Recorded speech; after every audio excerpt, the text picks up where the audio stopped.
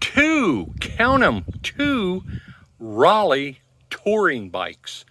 Beautiful bikes.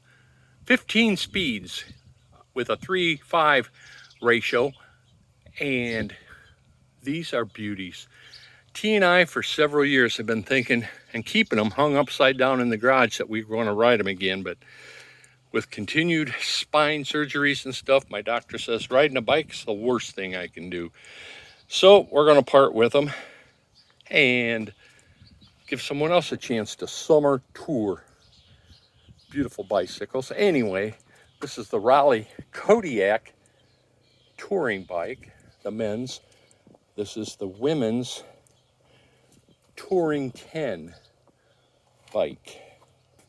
Both 15 speeds with a 3:5 ratio, which means 3 gears in the front, 5 gears in the back. Same with the men's. 3 in the front, 5 in the back. And the only thing they need is some rubber.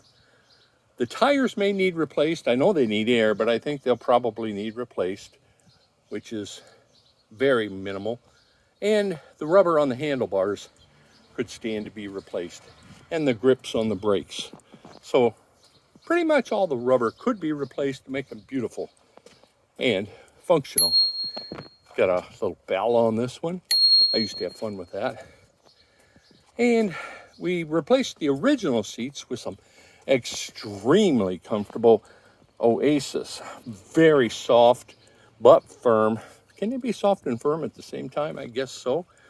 But they are very comfortable seats. So anyway, there's 2 Raleigh touring bikes. Now I've been told by a local bicycle smith, I guess I'll call him a bicycle smith, that these could be collector's items. They were purchased in the early to possibly mid-80s.